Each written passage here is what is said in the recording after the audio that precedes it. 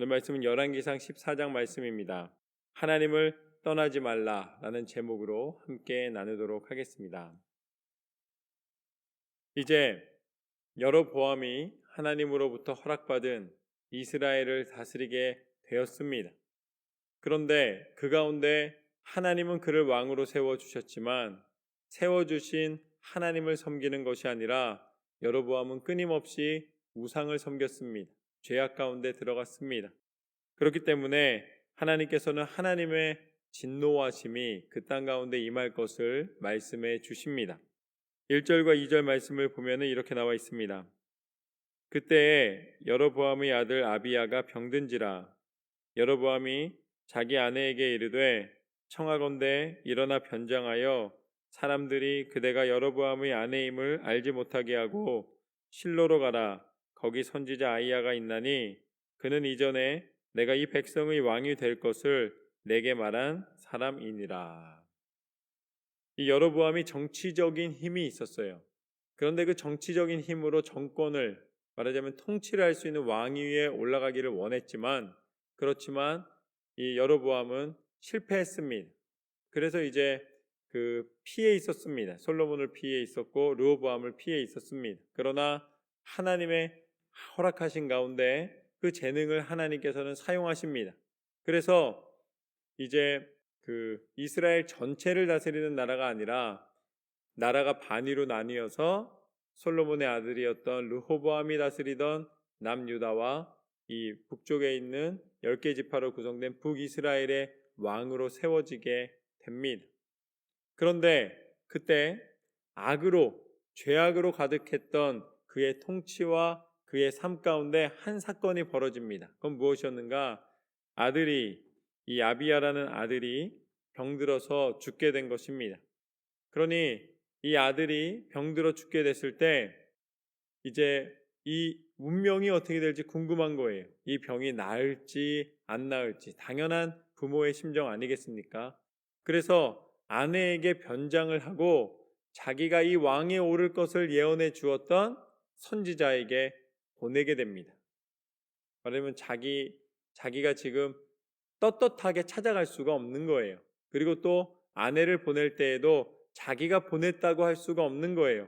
왜냐하면 그 선지자였던 아히야는 분명히 하나님의 뜻을 쫓아 자기가 왕이 될 것을 선포해 줬는데 자신의 통치는 하나님을 쫓지 않고 우상을 섬기기 때문에 자기 스스로가 알고 있는 거예요. 그것이 잘못됐다는 것을. 그래서 변장하는 모습을 보게 됩니다. 그때 3절과 4절 말씀을 보면 이렇게 나와 있습니다. 그대의 손에 떡 10개와 과자와 꿀 한 병을 가지고 그에게로 가라. 그가 그대에게 이 아이가 어떻게 될지를 알게 하리라. 여로보암의 아내가 그대로 하여 일어나 실로로 가서 아히야의 집에 이르니 아히야는 나이가 많아 눈이 어두워 보지 못하더라. 여기서는 두 가지를 보게 됩니다. 하나는 무엇이냐면 이제 여로보암이 기준하는 기준을 보게 됩니다. 여로보암은 모든 것을 무엇으로 풀고 있는 거예요? 물질로 풀고 있는 것입니다.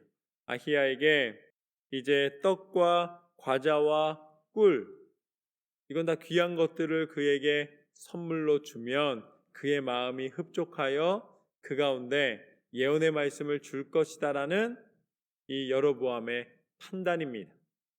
무언가를 제공하면 다시 받는 것. 이게 무엇입니까? give and take잖아요. 그렇죠? 뭔가 하나를 주면 하나를 받고 2개 주면 2개 받고. 이게 장사의 원리입니다. 그래서 서로 거래를 하게 하는 거예요. 그거는 육신의 지혜입니다. 육신의 만족입니다. 육신의 원리입니다. 하나를 주고 하나를 받는 것. 나쁜 건 아니에요. 그렇지만 여로보암의 지금 현재 아히야와의 관계에 대한 부분입니다. 이렇게 뭔가를 베풀면 뭔가를 받을 수 있다라고 이미 판단하고 있는 것입니다. 또 하나는 무엇인가? 실로로 가서 선지자 아히야를 만나는데 아히야의 상태가 어떻습니까? 나이가 많아서 눈이 어두워서 꼭 변장을 하지 않더라도 분간하기가 힘들었다. 그러니까 분장까지 했으니 어떻게 됩니까? 변장을 했기 때문에 더 알아볼 수가 없다. 육신의 눈으로는 분별할 수 있는 상태가 아니다라는 것입니다. 육신의 것을 혜택을 준비해 가지고 갔고, 또 아히야는 육신의 눈이 어두워 분별할 수 없는 상태입니다. 육신의 상태에 대한 것을 기억하십시오. 그런데 5절 말씀부터 보면 이렇게 나와 있습니다. 5절과 6절 말씀을 먼저 보면 5절입니다. 여호와께서 아히야에게 이르시되 여로보암의 아내가 자기 아들이 병들었으므로 내게 물으러 오나니 너는 이러이러하게 대답하라. 그가 들어올 때에 다른 사람인 채 함이니라. 그가 문으로 들어올 때에 아히야가 그 발소리를 듣고 말하되 여로보암의 아내여 들어오라. 내가 어찌하여 다른 사람인 채 하느냐. 내가 명령을 받아 흉한 일을 내게 전하리라.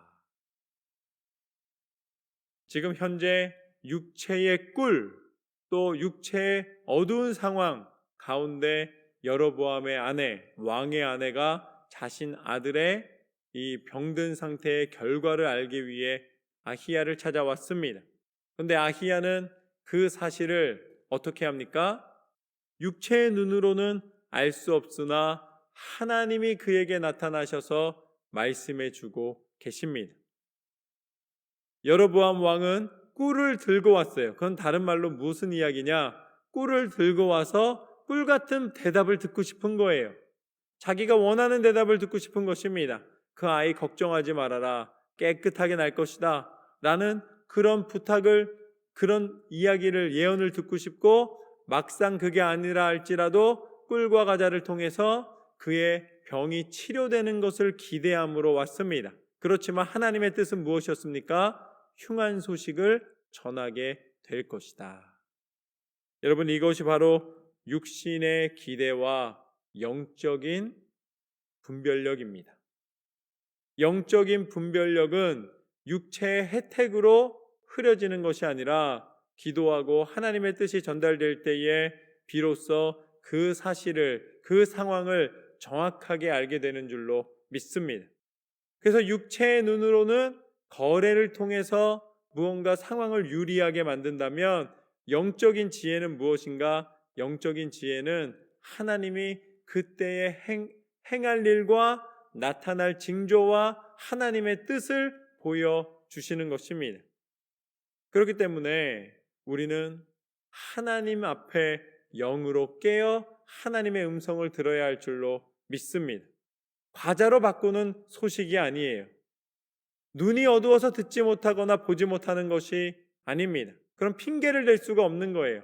하나님이 알려주시고 하나님이 나타내시며 보이는 것은 그 모든 것을 넘어서는 하나님의 계획인 줄로 믿습니다. 우리 인생이 육신을 입고 살아가며 육신의 원리로 모든 것이 이루어지는 것처럼 보이나 궁극적으로 그 안에 들어가면 우리는 하나님 형상대로 지음받았기 때문에 영적인 원리로 하나님의 뜻 가운데 살아가는 줄로 믿습니다. 하나님은 그걸 알려주고 계신 것입니다. 그래서 7절 말씀부터 보면 이렇게 나와 있습니다. 가서 여로보암에게 말하라. 이스라엘이 하나님 여호와의 말씀이 내가 너를 백성 중에서 들어 내 백성 이스라엘이 주권자가 되게 하고 나라를 다윗의 집에서 찢어내어 내게 주었거늘 너는 내 종 다윗이 내 명령을 지켜 전심으로 나를 따르며 나 보기에 정직한 일만 행하였음과 같지 아니하고 내 이전 사람들보다도 더 악을 행하고 가서 너를 위하여 다른 신을 만들며 우상을 부어 만들어 나를 노엽게 하고 나를 내 등 뒤에 버렸도다. 그러므로 내가 여로보암의 집에 재앙을 내려 여로보암에게 속한 사내는 이스라엘 가운데 매인자나 노인자나 다 끊어버리되 거름덩이를 쓸어버림같이 여로보암의 집을 말갛게 쓸어버릴지라. 오늘 말씀에 분명히 알려주고 계십니다. 여로보암을 왕으로 세우신 분은 하나님이신 줄로 믿습니다. 여로보암의 지혜, 여로보암의 능력, 여로보암의 전략 이게 아니에요. 돈으로도 아니었습니다. 하나님이 그에게 기회를 주신 것입니다. 그런데 하나님이 주신 기회는 당장의 눈으로 보기에는 왕이 되는 성공입니다. 근데 하나님이 보시는 것은 높아짐, 권세, 왕이 되는 그 성공적인 이 지위와 자리, 이게 아니라는 거예요. 하나님이 보시는 것은 무엇입니까? 하나님은 그곳에서 행하는 충성인 줄로 믿습니다. 사람은 자리를 보고 그 사람의 성공과 축복을 논합니다.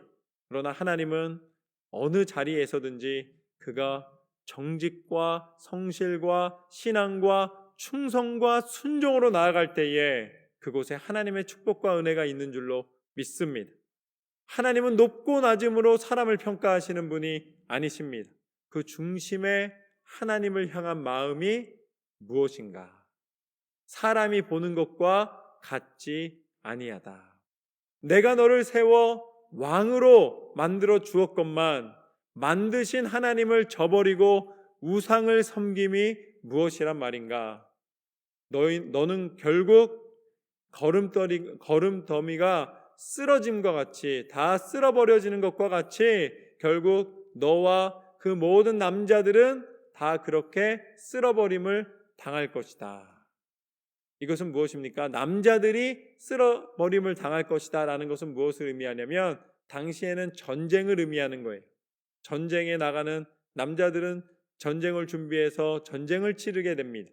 그렇기 때문에 하나님께서는 결국은 너희 가운데 승리가 아닌 패배와 정복당함이 있을 것이다. 너에게 아무것도 남지 않게 될 것이다.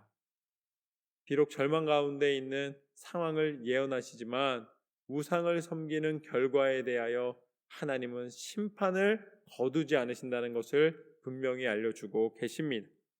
그러면서 11절부터 15절까지 말씀을 보면 이렇습니다. 여로보암에게 속한 자가 성읍에서 죽은즉 개가 먹고 들에서 죽은즉 공중의 새가 먹으리니 이는 여호와께서 말씀하셨음이니라 하셨나니 너는 일어나 내 집으로 가라. 내 발이 성읍에 들어갈 때에 그 아이가 죽을지라. 온 이스라엘이 그를 위하여 슬퍼하며 장사하려니와 여로보암에게 속한 자는 오직 이 아이만 묘실에 들어가리니 이는 여로보암의 집 가운데에서 그가 이스라엘의 하나님 여호와를 향하여 선한 뜻을 품었음이니라. 여호와께서 이스라엘 위에 한 왕을 일으키신즉 그가 그날에 여로보암의 집을 끊어버리리라. 언제냐 하니 곧 이제라. 여호와께서 이스라엘을 쳐서 물에서 흔들리는 갈대같이 되게 하시고 이스라엘을 그의 조상들에게 주신 이 좋은 땅에서 뽑아 그들을 강 너머로 흩으시리니 그들이 아세라상을 만들어 여호와를 진노하게 하셨음이니라. 결국 여로보암의 통치는 이제 잔인하게 아주 처참하게 끝나게 될 것이다 라고 하나님은 분명히 말씀해 주십니다. 그러면서 뭐라고까지 말씀하시는가? 이제 너의 그 아들이 이 아비야가 죽을 것이다 라고 이야기를 하십니다. 그런데 그 아이의 죽음을 슬퍼하지 말라는 거예요. 왜냐하면 그 아이가 죽어서 묘실에 장사되는 게 너희 있는 사람들 중에 가장 행복한 죽음이 될 것이다 라고 이야기를 하고 있는 것입니다. 그러니까 역설적으로 표현하시는 것이죠. 결국 그 가운데 하나님의 진노하심이 임하면 견딜 수 없게 될 것이다 라고 분명히 말씀하십니다. 내가 너희를 이 좋은 땅에서 뽑아 흩어버릴 것이다 라고 말씀을 하십니다. 16절부터 20절까지 말씀을 보면 여호와께서 여로보암의 죄로 말미암아 이스라엘을 버리시리니 이는 그도 범죄하고 이스라엘로 범죄하게 하였음이니라 하니라. 여로보암의 아내가 일어나 디르사로 돌아가서 집 문지방에 이를 때에 그 아이가 죽은지라. 온 이스라엘이 그를 장사하고 그를 위하여 슬퍼하니 여호와께서 그의 종 선지자 아이야를 통하여 하신 말씀과 같이 되었더라. 여로보암의 그 남은 행적 곧 그가 어떻게 싸웠는지와 어떻게 다스렸는지는 이스라엘 왕 역대 지략에 기록되니라. 여로보암이 왕이 된 지 22년이라. 그가 그의 조상들과 함께 잠에 그의 아들 나답이 대신하여 왕이 되니라. 여로보암이 왕이었지만 하나님으로부터 기회를 받았고 통치를 했지만 결국 그의 말년에는 이 모든 것이 다 죽음으로 끝나게 되는 것을 보게 됩니다. 하나님 앞에 순종하지 않은 백성, 그 왕, 그리고 그 시대는 결국은 소망이 없다는 것을 보여주십니다. 북이스라엘의 첫 번째 왕이었던 여로보암의 최후는 하나님이 세워주시는 기회를 얻었으나 사람의 우상과 사람의 방법을 사용할 때에 결국은 하나님 말씀하신 것처럼 축복의 마지막이 아니라 결국은 처참한 그런 결과를 맞이하게 되었다라는 것입니다. 이제 남유다에 대해서 하나님께서는 또 말씀하십니다. 21절 말씀부터 보면 남유다의 르호보암 왕에 대해 이렇게 말씀하십니다. 솔로몬의 아들 르호보암은 유다 왕이 되었으니 르호보암이 왕위에 오를 때에 나이가 41세라. 여호와께서 자기 이름을 두시려고 이스라엘 모든 지파 가운데에서 택하신 성읍 예루살렘에서 17년 동안 다스리니라. 그의 어머니의 이름은 나아마요 암몬 사람이더라. 유다가 여호와 보시기에 악을 행하되 그의 조상들이 행한 모든 일보다 뛰어나게 하여 그 범한 죄로 여호와를 노엽게 하였으니 이는 그들도 산 위에와 모든 푸른 나무 아래에 산당과 우상과 아세라상을 세웠음이라. 그 땅에 또 남색하는 자가 있었고 여호와께서 이스라엘 자손 앞에서 쫓아내신 국민의 모든 가증한 일을 무리가 본받아 행하였더라. 이스라엘이 여로보암으로 말미암아 이제 우상을 섬기고 그 시대가 더 그 심판 가운데 하나님의 심판이 임해서 그 땅 가운데 소망이 끊어지는 상태가 됐습니다. 이 여로보암은 사실은 더 죄악을 행한 것이 예루살렘으로 사람들의 마음이 돌아설까봐 거짓 제단을 쌓고 거짓 예배를 드리고 거짓 제사장을 세웠습니다. 그래서 하나님의 진노가 더 강하게 임했던 거예요. 그렇다면 이것을 보았을 때 당연히 형제 나라이기 때문에 당시에 우리가 지금 이야기할 때는 남유다, 북이스라엘 이렇게 이야기를 하지만 결국은 형제 나라입니다. 그렇기 때문에 얼마든지 소식을 듣게 되는 거예요. 그 남유다는 혜택이 있잖아요. 예루살렘이라는 혜택이 있습니다. 하나님의 성전이 있던 땅이었습니다. 그래서 믿음을 지키면 되는 거예요. 그런데 어떻게 했다는 것입니까? 더 뛰어나게 죄악을 범했다. 예루살렘이 있는데도 불구하고 하나님의 남겨진 자손을 보호하시기 위해 그 유다 땅 가운데 하나님의 믿음의 사람들을 세우기를 원하셨는데, 그리고 그곳에 레위 지파를 통한 하나님의 제단이 있었는데 그들이 그 믿음을 지키지 못하고 여전히 똑같은 죄악을 범했다는 것입니다. 산당과 우상과 아세라상을 세웠더라. 여러분, 이스라엘이 왜 그렇게 하나님이 기뻐하지 않으신 거예요? 산당과 이 다른 제단과 이 우상과 아세라상 때문에 망한 거예요. 그럼 유다는 어떻게 해야 됩니까?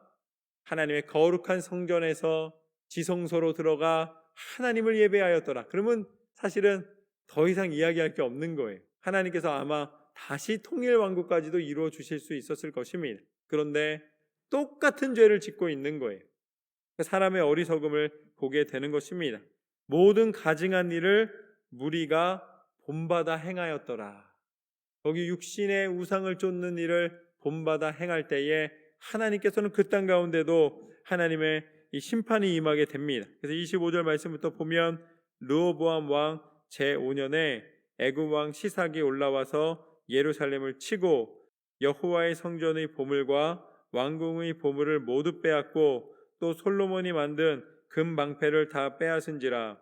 르호보암 왕이 그 대신 노수로 방패를 만들어 왕궁 문을 지키는 시위대 대장의 손에 맡김에 왕이 여호와의 성전에 들어갈 때마다 시위하는 자가 그 방패를 들고 갔다가 시위소로 도로 가져갔더라.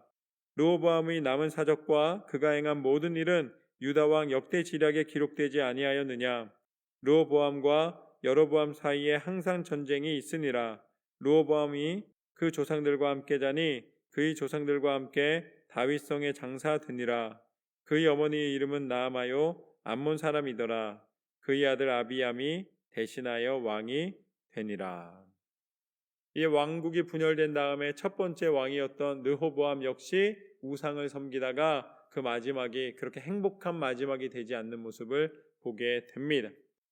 이때 이 하나님 앞에 온전하여지지 못하니까 하나님이 채찍으로 어디를 사용하시냐면 애굽을 사용하시는 거예요.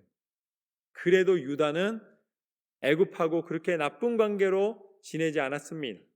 그리고 특별히 솔로몬 때에는 이 애굽과 굉장히 큰 친화 정책이 있었습니다. 그 르호보암이 누굽니까? 솔로몬의 아들이기 때문에 이 애굽과 아주 가까운 사이로 서로 의지하는 관계를 세울 수가 있었어요. 오히려 북이스라엘하고는 원수같이 된다 할지라도 그것을 맞설 힘을 애굽을 의지해서 얻을 수가 있었습니다. 그런데 정작 이 남유다가 그 르호보암 때에 어려움을 겪게 된 이유가 무엇입니까? 애굽에서 공격을 했기 때문에 이렇게 비참한 상태가 되었다라는 것은 우연이 아니라는 것입니다. 하나님이 사람이 이 솔로몬의 지혜와 또 그 아들 때에 있는 그 어떤 아버지로부터 물려받은 유산으로 말미암아 무역이라든지 국제 외교라든지 어떤 경제적인 일들의 이익과 협력을 할 수 있을 것처럼 사람의 눈으로는 보이지만 그것이 가능한 것처럼 보이지만 결국 우상을 섬기고 하나님의 손이 떠난 그 자리에는 무엇이 있는 것입니까? 배반과 전쟁과 이 패망과 이 모든 것이 나타나는 것을 보게 됩니다. 그리고 르호보암 왕 때에 가장 큰 자랑이 있어요. 그래도 유다가 자랑했던 게 있어요. 그게 뭐냐면 금방패예요. 금방패는 그래도 자랑하고 있었는데 어떻게 되었더라? 금방패를 다 빼앗겼더라. 그 다음에 결국은 이 노수로 만든 방패를 만들어 가지고서는 그거를 들고 들어갔다 나왔다 하게 되는 거예요. 여러분, 우리가 자랑하던 것, 우리가 이 능력이라고 생각했던 것이 사라진 그 자리에서 결국은 깨닫게 되는 것입니다. 있을 때 또 하나님이 허락하셨을 때 그것을 지킬 것을 이라고 이야기하는 거예요. 여러분, 하나님이 여러분에게 주신 은혜와 사랑이 무엇인지를 분명히 아시기를 주님의 이름으로 축원합니다. 유다가 더 정복해야지 능력 있는 게 아니었어요. 사실은 성전과 금방패와 이미 아버지 때문에 다윗 이후에 솔로몬 이후에 그래도 믿음의 유산으로 남아 있었던 그 모든 것을 지켜냈다면 르호보암은 신앙으로 또 이 나라의 강성함으로 하나님의 회복하심을 다시 맛볼 수가 있었을 것입니다. 그러나 그들이 우상을 섬길 때에 있는 것을 다 잃어버리는 모습을 보게 됩니다. 하나님이 여러분에게 허락하여 주신 금방패가 무엇입니까? 하나님이 여러분에게 허락하여 주신 가장 큰 소중한 것들이 무엇이 있으십니까? 하나님께서는 여러분의 인생 가운데 하나님의 은혜에 작은 것부터 감사하며 하나님의 보호하심과 하나님의 선한 뜻을 쫓아 순종으로 살아가기를 원하시는 줄로 믿습니다. 여러분을 지키는 것은 사실은 금방패나 놋방패나 능력이 아니라 하나님의 뜻인 줄로 믿습니다. 하나님이 함께 하실 때에 그 모든 것을 가능케 하시노라. 여로보암도 다 잃어버렸습니다. 르호보암도 다 잃어버렸어요. 결국은 그 아들 때에 다시 왕위를 물려주게 되는데, 그래도 왕위는 물려주게 되는데 그 이후로 계속해서 이 왕국이 패망의 길에 들어가게 되는 것을 보게 됩니다. 믿음을 떠난 자리, 신앙을 떠난 자리는 소망이 없어지는 것을 보게 되는 것입니다. 그런 연약한 가운데 있는 모습을 우리에게 보여주시는 것은 결국 소망은 왕권에 있는 것도 아니고 그 당시 갖춰졌던 군사력이나 경제력이나 그런 어떤 세상에 속한 것이 아니라 하나님이 허락하여 주시는 은혜 가운데 있음을 하나님은 알려주시기를 원하십니다. 그리고 하나님은 이 땅에 있는 전쟁의 승리나 성공으로 증거되는 것이 아니라 하나님의 뜻 가운데 있음을 우리 가운데 분명히 보여주셨습니다. 그분이 누구신가? 그분이 바로 예수 그리스도이신 줄로 믿습니다. 하나님께서는 모든 것을 잃어버린 땅 가운데 진정한 소망이 무엇인지를 약속해 주셨고 그 약속을 이루어 주셨습니다. 예수님이 이 땅 가운데 오셨을 때에 오히려 오늘 말씀과 반대로 군사력과 통치력과 세상의 능력으로 하나님의 능력을 증거하지 않으셨습니다. 오히려 연약한 이들의 친구가 되어 주셨고 이 질병으로 연약함으로 이제 쓰러져가는 모든 사람들에게 치유와 소망이 되어 주신 줄로 믿습니다. 그리고 마지막에 마침내 십자가에 달려 죽으시기까지 순종하심으로 말미암아 하나님의 계획하심이 그 약속 십자가의 능력을 통해 이 땅의 모든 죄악의 권세를 끊어버리시고 우리 가운데 참 생명과 구원의 능력이 무엇인지를 보여주신 줄로 믿습니다. 그리고 다시 부활하시사 부활의 첫 열매가 되셔서 예수님의 이름을 믿는 자마다 진정한 승리의 그리스도인이 되고 하나님의 사람이 되게 하여 주신 줄로 믿습니다. 그것이 바로 하나님의 계획과 섭리입니다. 변장한다고 감출 수 있는 것이 아니라 하나님의 뜻이 임하였을 때에 내가 가야 할 길, 내게 허락된 하나님의 은혜와 축복, 그것을 알게 되는 줄로 믿습니다. 가장 작은 것에서부터 감사할 때에 이미 내게 허락해 주신 것을 잃지 않고 하나님의 뜻 가운데 온전한 신앙의 모습으로 지켜나가게 하시는 줄로 믿습니다. 오늘 여로보암과 르호보암의 모습을 보면서 우리가 세상에 속한 사람이 될 것인가, 다시 깨어 하나님의 사람, 영적인 사람, 기도하는 사람, 말씀의 사람이 될 것인가를 다시 한번 살펴보고 내 삶 가운데 하나님의 말씀대로 충성과 순종으로 날마다 승리하시는 저와 여러분의 삶이 되시기를 주님의 이름으로 축원합니다. 하나님은 축복의 하나님이신 줄로 믿습니다. 그렇게 승리하시기를 주님의 이름으로 축원합니다.